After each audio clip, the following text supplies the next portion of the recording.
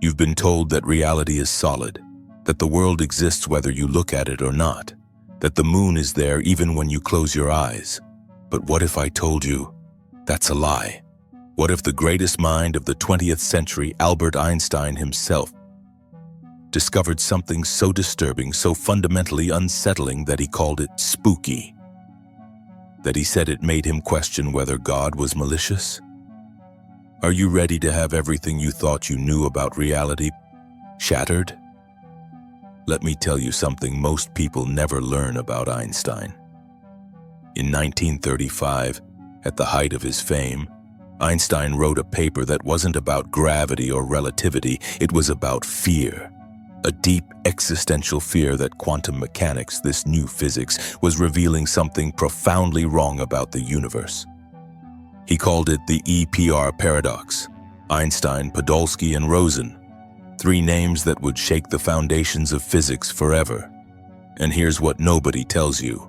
Einstein wasn't arguing against quantum mechanics because he didn't understand it. He understood it perfectly. That's precisely why it terrified him. Because quantum mechanics was suggesting something unthinkable, that reality doesn't exist until you observe it.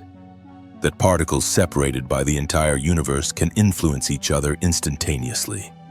That the act of looking, your consciousness, your attention, literally creates what you see.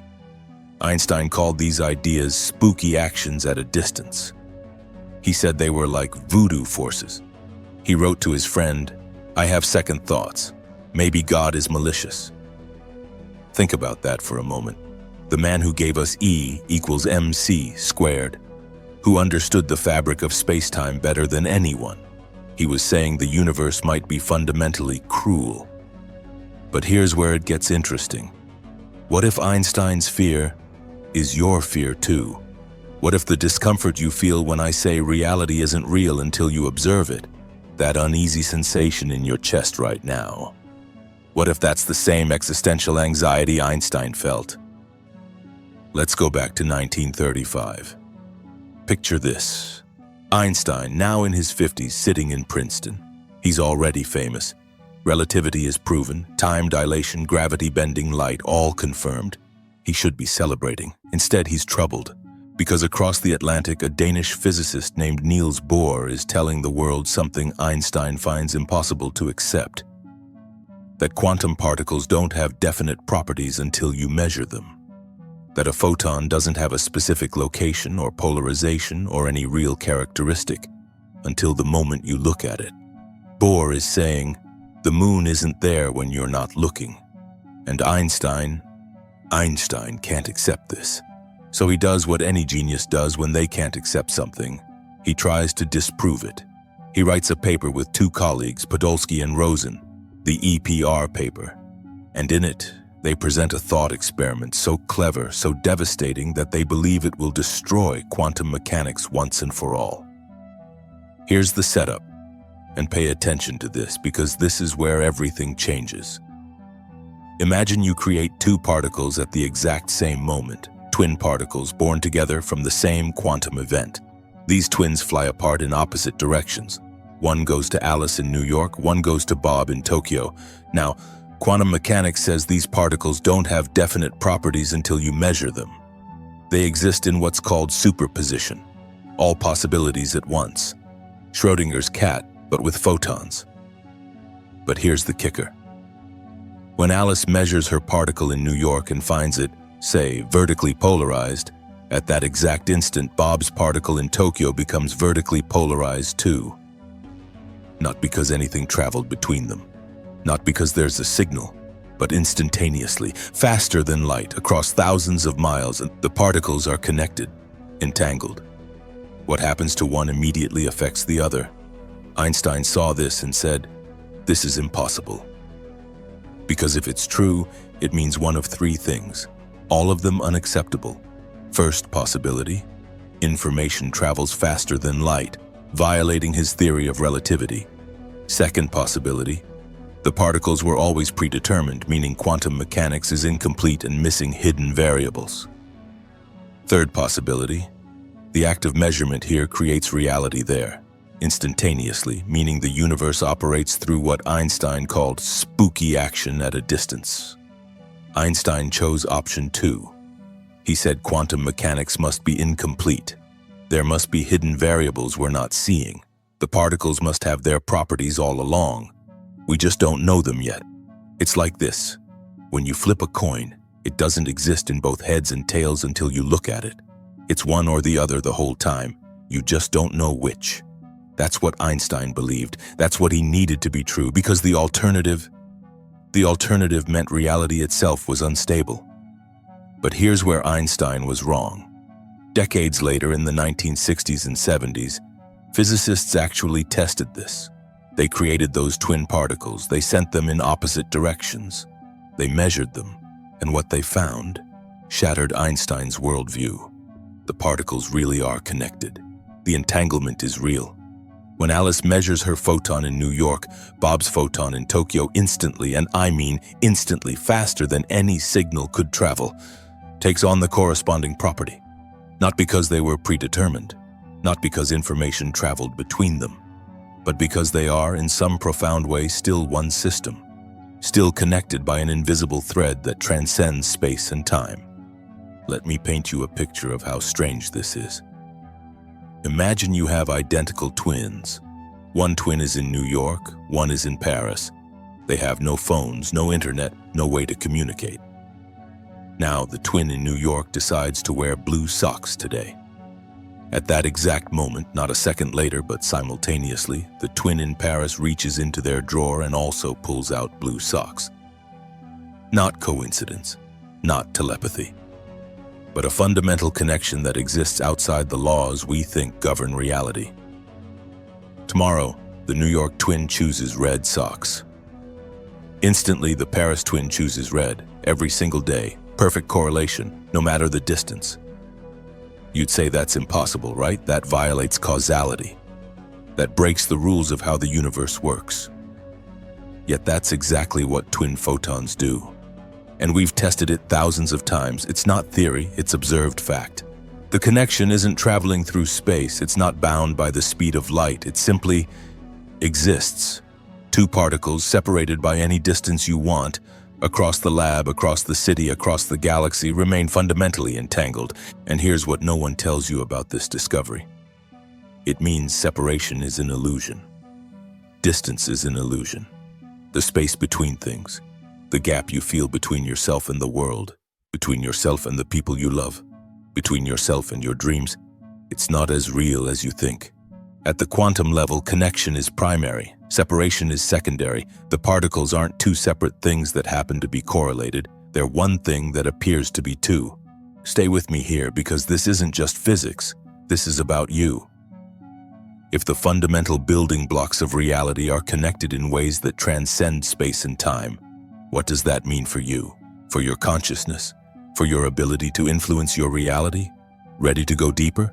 Let's explore what Einstein called the most disturbing part of all.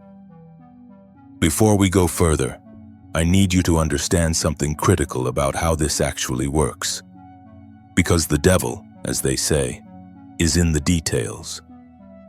When physicists talk about quantum entanglement, they're specifically talking about something called correlation. And here's where most people get confused. Let me break this down for you. Alice and Bob have their twin photons, but before Alice measures hers, neither photon has a definite polarization. They're both in superposition, existing in all possible polarization states at once. Up, down, diagonal, every angle simultaneously. It's only when Alice decides to measure, when she chooses to observe, that her photon collapses into a specific state. Let's say she finds it vertically polarized. At that instant, Bob's photon also collapses, also becomes vertically polarized. But, and this is crucial, Bob can't tell that anything happened. If he measures his photon, he just sees a random result, sometimes vertical, sometimes horizontal, seemingly random. It's only when Alice and Bob later compare their results that they see the pattern. Their measurements are perfectly correlated. What Alice found, Bob found every single time. So no information actually traveled faster than light. No signal was sent. Bob can't use this to communicate with Alice. He just sees random results on his end until they compare notes, and yet, the correlation is real. The connection is undeniable. Something happened between those photons that our classical physics cannot explain. Einstein saw this loophole, this strange space where entanglement is real but no information transfers, and he still called it spooky. Because even though it doesn't violate relativity technically, it violates something deeper. It violates our intuition about how separate things should behave. It suggests the universe has a layer of reality we can't directly access, a hidden connectivity beneath the surface of space-time. So here's my question for you. What else might be connected in ways you can't see? Let's talk about why Einstein called it spooky. The German word he used was spookhafte, ghostly, eerie, unnatural, not just surprising, fundamentally disturbing, because Einstein's entire life's work was built on one principle: locality, the idea that things can only be influenced by their immediate surroundings. That cause and effect require physical contact or a signal traveling through space.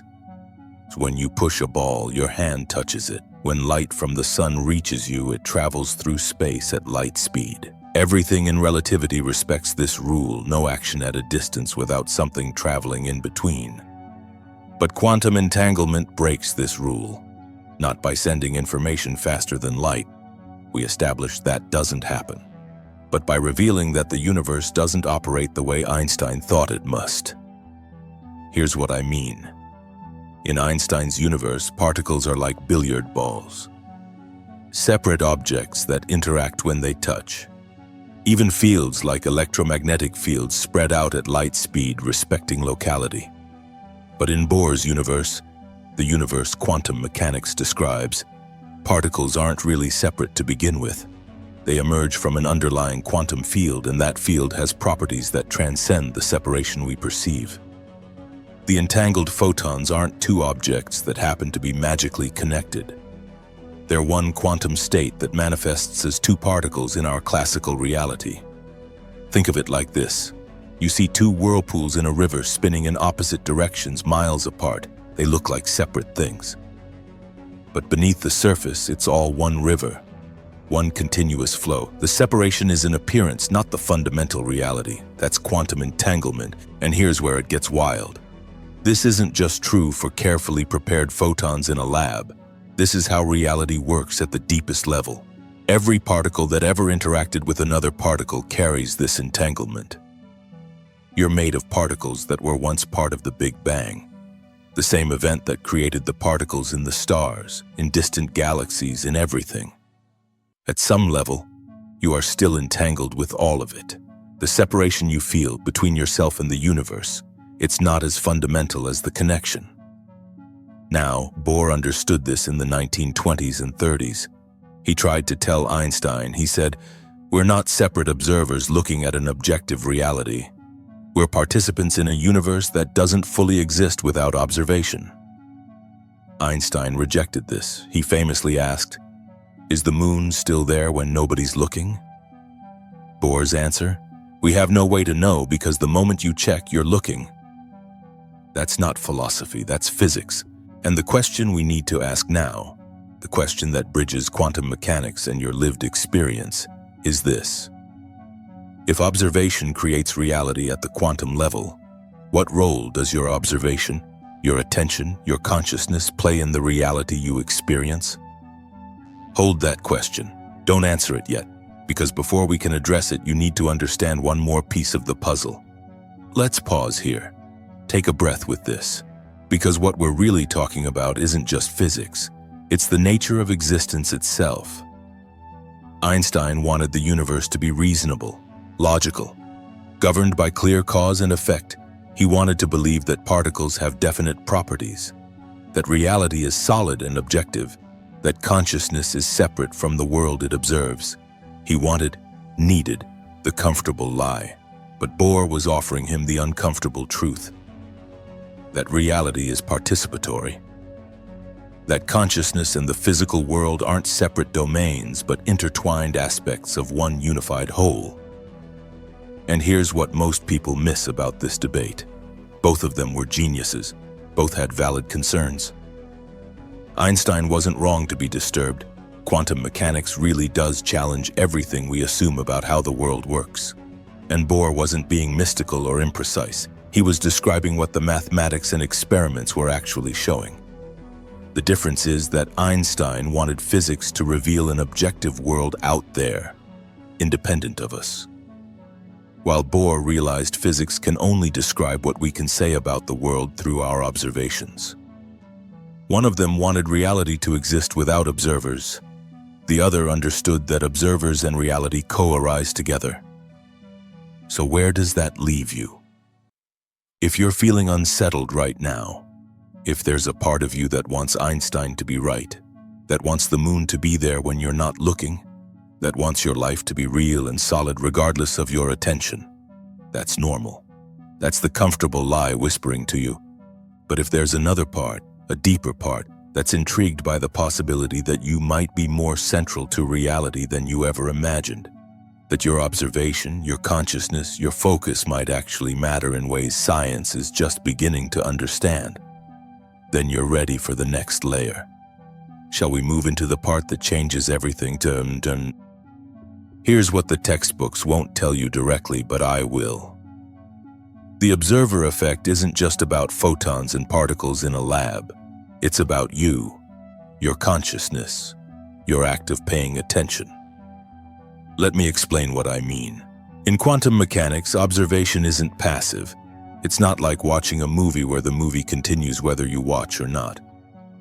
Observation is an active process that fundamentally alters what's being observed. When you measure a particle's position, you're not discovering where it was. You're collapsing a wave function, a cloud of all possible positions, into one definite location.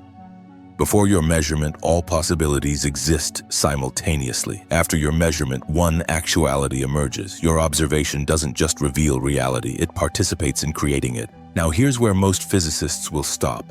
They'll say, okay, but this only applies to tiny particles. Your everyday world, chairs, tables, trees, other people, those exist objectively regardless of whether you observe them. And that's where I'm going to push back. Because the everyday world is made entirely of quantum particles. Every atom in your body, in your phone, in the walls around you, they all obey quantum mechanics. The classical world we experience emerges from quantum reality. So if observation matters at the quantum level, and everything is quantum at the deepest level, then observation matters, period. Not in a woo-woo, wishful thinking way, but in a profound, scientifically grounded way. Your focus, your attention, isn't just processing reality. It's selecting which version of reality actualizes in your experience. Think about your life for a moment. When you're focused on problems, don't you notice more problems? When you're focused on opportunities, don't more opportunities seem to appear? You might think that's just psychology. Confirmation bias. The reticular activating system in your brain filtering information. But what if it's deeper than that? What if your consciousness is doing at the macro level?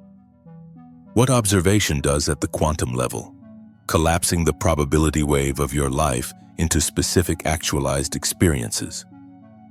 Let me be clear. I'm not saying you can manifest $1 million by thinking about it really hard. That's not how this works. But I am saying this. The quantum field, which is what the entire universe is at its foundation, responds to observation, and your consciousness is an observer. Not separate from the field, but a focal point within it. The question isn't whether you're creating your reality. The question is, are you creating it consciously or unconsciously? With focus or with chaos? With coherence or with noise? Because here's the stunning truth that quantum mechanics reveals. You are not a passive experiencer of an objective world. You are an active participant in a probabilistic field that actualizes based on where you place your attention. That's not metaphor.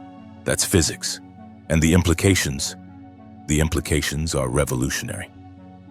Let me tell you something that will change how you see your entire life. In every quantum experiment where the observer effect matters, the observer isn't a machine. It's not the measuring device. It's consciousness itself. They've tested this.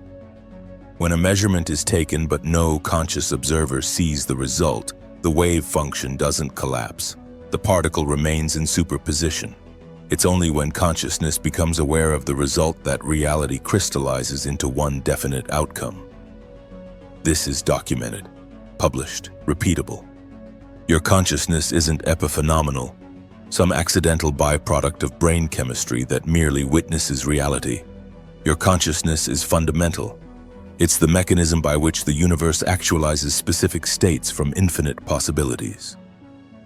And here's where it gets personal. That means every moment you are choosing, consciously or unconsciously, which version of reality you experience.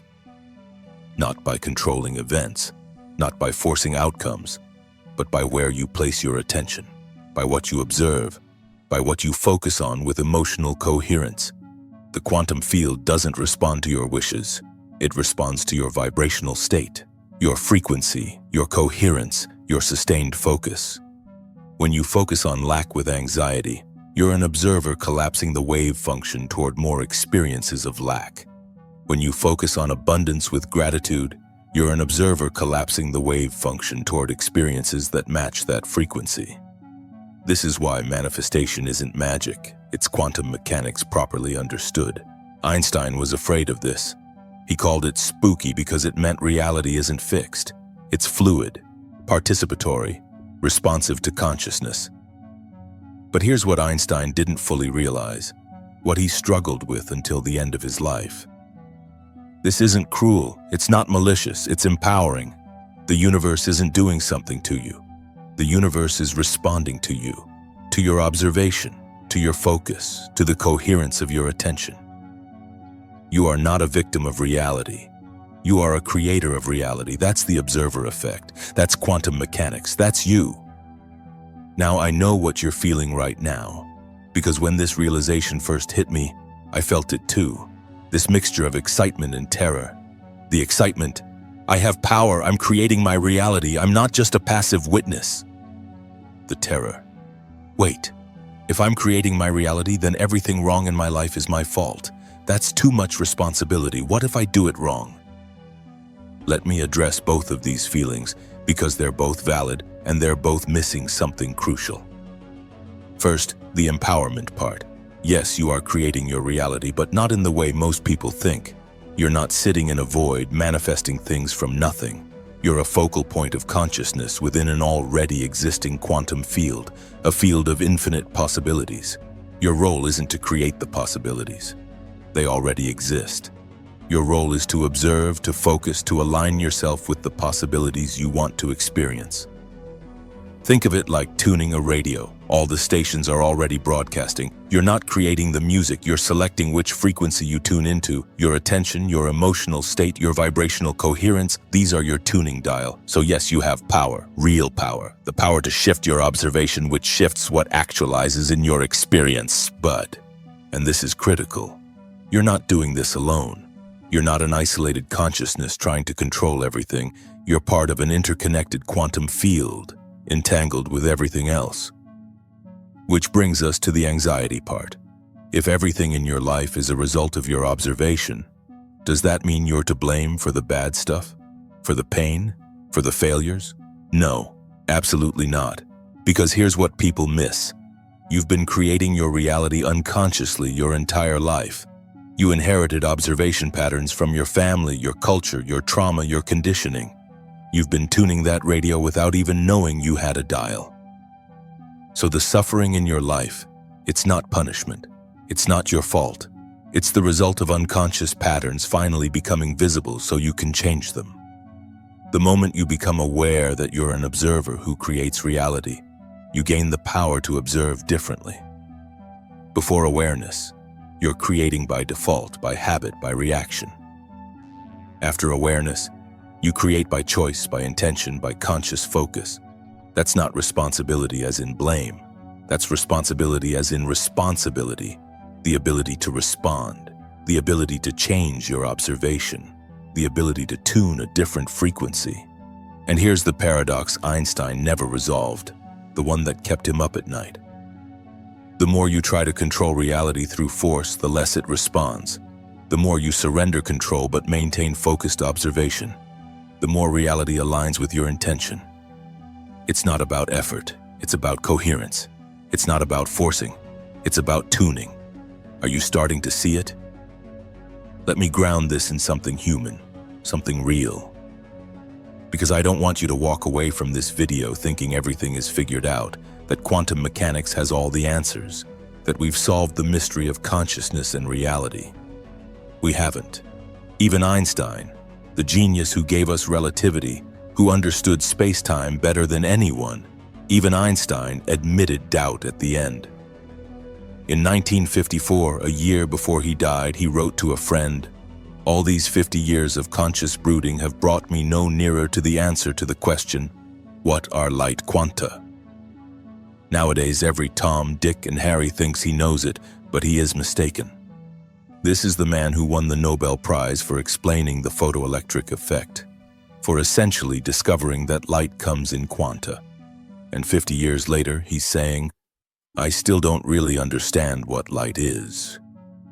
And in another letter, even more raw, "I have second thoughts. Maybe God is malicious." Not subtle, not playful, malicious. That's Einstein admitting that reality might be fundamentally, cruelly strange, that the universe might operate in ways that are designed to be incomprehensible to human minds. Why am I telling you this? Because I want you to know, doubt is okay, uncertainty is okay. Feeling overwhelmed by these ideas is okay. If Einstein, after decades of thinking about quantum mechanics, after all his brilliance, if he still felt uncertain and disturbed, then you're allowed to feel uncertain and disturbed too. The difference is this: Einstein's doubt came from resistance. He wanted reality to be one way, and quantum mechanics kept showing him it was another way. But your doubt, if you choose, can come from openness, from curiosity, from the willingness to not know everything while still exploring what might be true. You don't need certainty to benefit from these ideas, you just need willingness to observe differently. To pay attention to where you focus, to notice what happens when you shift from chaotic observation to coherent observation. Let the science remain mysterious. Let the full explanation elude us. But don't let that stop you from experimenting with your own consciousness as an observer. So here's what I want you to do. Not someday. Not when you fully understand quantum entanglement or the observer effect. Right now. I want you to conduct an experiment with your own life. For the next 7 days, I want you to become aware of your observation patterns, not to judge them, not to force them to change, just to notice. Notice what you focus on habitually. Is it problems? Is it lack? Is it what's wrong? That's not bad, that's just data, that's your current tuning. Notice the emotional quality of your attention. Are you observing with anxiety, with resentment, with fear? Again, not bad, just data. Because here's the thing, you can't change your observation patterns if you're not aware of them. And quantum mechanics tells us something profound about observation. The act of observing something changes it, even self-observation. The moment you start watching your own attention patterns with curiosity rather than judgment, those patterns begin to shift. You don't have to force anything. You don't have to think positive or manifest abundance or any of that surface-level stuff. You just have to observe your observation. Watch where your attention goes. Watch the emotional frequency behind that attention. Watch how your reality reflects back exactly what you're observing. Not immediately, not magically, but consistently over time. Then after 7 days of just noticing, try this. Choose one thing you want to experience, not something impossible. Not, I want to be a billionaire tomorrow, but something within the realm of possibility for your life. Something that excites you, that makes you curious. And instead of focusing on not having it, which is what most people do, I want you to practice observing as if it already exists in the quantum field of possibilities. Not fake positivity, not ignoring reality, but shifting your observation from I lack this to I'm tuning into the frequency where this exists. Feel the difference? It's subtle but profound. One is observing from lack, which collapses the wave function toward more lack. The other is observing from possibility, which collapses the wave function toward actualization. And here's where the EPR paradox comes back into play. Remember those twin photons entangled across distance? You are entangled with everything in the quantum field. Your observation doesn't just affect you, it affects the field itself, which affects what possibilities become available to you. When you shift your observation, you're not just changing yourself. You're changing your relationship to the entire interconnected reality. That's not manifestation woo-woo. That's quantum entanglement applied to consciousness. Einstein called it spooky. I call it empowering, because it means you're never truly separate from what you want to experience. You're already entangled with it, already connected to it. The only question is, are you observing it into existence or are you observing its absence? Are you focused on the gap or the connection? Are you tuning into lack or into possibility? That's your power. That's your role as an observer. So take the experiment seriously, not as a gimmick, but as genuine scientific inquiry into your own consciousness, and watch what happens. Before we close, I want to leave you with one final thought, a twist that Einstein himself never fully accepted, but that modern quantum experiments have confirmed beyond doubt. The entanglement between those twin photons, that spooky action at a distance, it doesn't just happen in the moment they're measured, it persists. Once two particles are entangled, they remain connected. You can separate them by light years. You can wait billions of years, and the connection persists. Which means this: every particle in your body was once part of the same infinitely dense point at the Big Bang. Every particle in the stars was there. Every particle in every person you've ever met, every place you've ever been, every possibility you've ever considered. At some fundamental level, you are still entangled with all of it. The separation you feel between you and your dreams, you and your purpose, you and the life you want to live, it's not real. It's an appearance in the classical world, but at the quantum level, you're still connected, still entangled. That's the real message of the EPR paradox. But here's where it gets even more profound. This is observer effect number 21. And in the next episode, number 22, I'm going to show you something that will complete this story. Because in 1964, a physicist who had to hide his passion for quantum mysteries finally proved what Einstein refused to believe. He created a simple mathematical formula that forced the universe to reveal its deepest secret, a secret that changes everything we just discussed. What Einstein called spooky wasn't just real, it was provable, and the implications, they're more revolutionary than even Einstein feared. I'll leave the link to the full playlist in episode 22 in the description below. Trust me on this one, you'll want to see where this goes. So here's my question for you. What are you observing? Drop one word in the comments that captures your current observation, your current frequency. No judgment, just awareness. And if you're feeling that spark, that recognition that we're exploring something real here, hit subscribe.